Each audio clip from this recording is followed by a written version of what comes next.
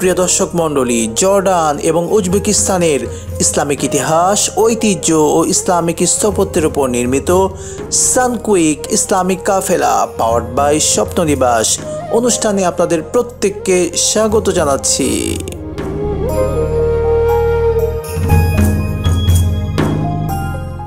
আসসালামু আলাইকুম দর্শক, আমরা আপনাদেরকে নিয়ে যাব প্রখ্যাত সাহাবী মুআয ইবনে জাবাল রাদিয়াল্লাহু তাআলা। এই পাহাড়ের পাদদেশে রয়েছে তার মাকবারা এবং তার কবরের পাশে রয়েছে একটি মসজিদ। আমি আপনাদেরকে নিয়ে যাচ্ছি মাকাম সাহাবী জালিল মুআয ইবনে জাবাল রাদিয়াল্লাহু তাআলা আনহু কবর।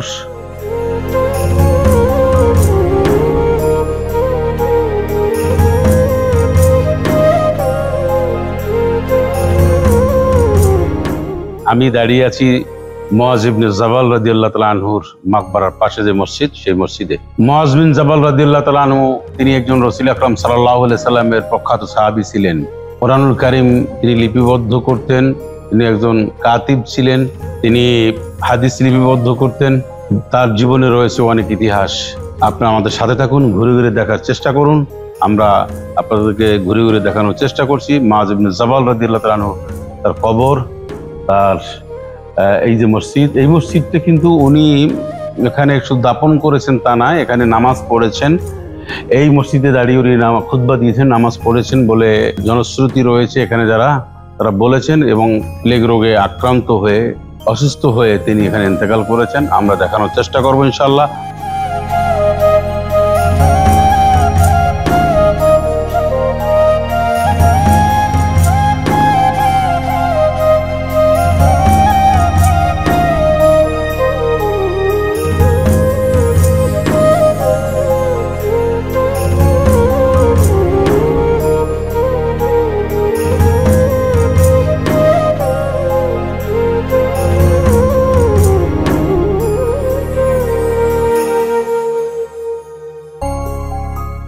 আসসালামু আলাইকুম ইয়া আহলাল কুবুর, আসসালামু আলাইকুম ইয়া আসহাবে রাসূলুল্লাহ সাল্লাল্লাহু আলাইহি ওয়াসাল্লাম।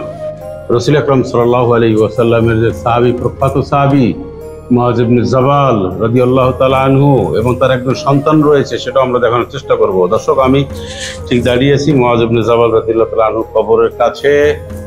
এই যে তার কবর।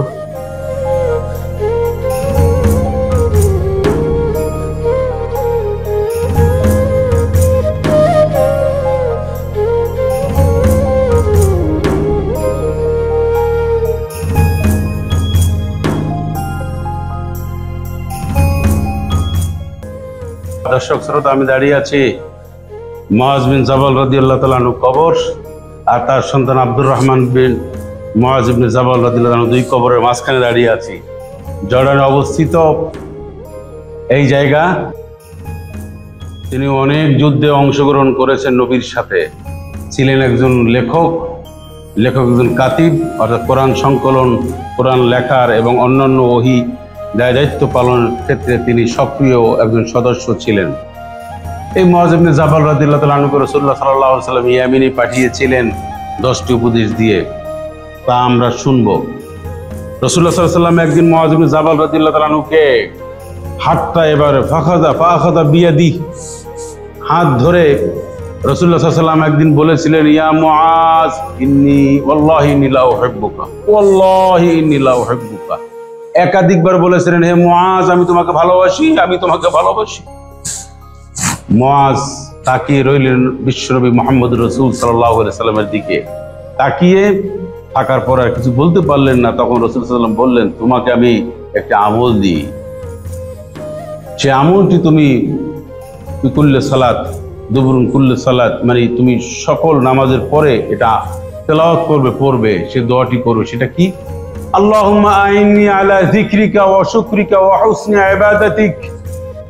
আয় আল্লাহ তাআলা, তুমি আমাকে তোমার স্মরণ করার তৌফিক দাও, তোমার নিয়ামতের শুকরিয়া আদায় করার তৌফিক আমাকে দাও।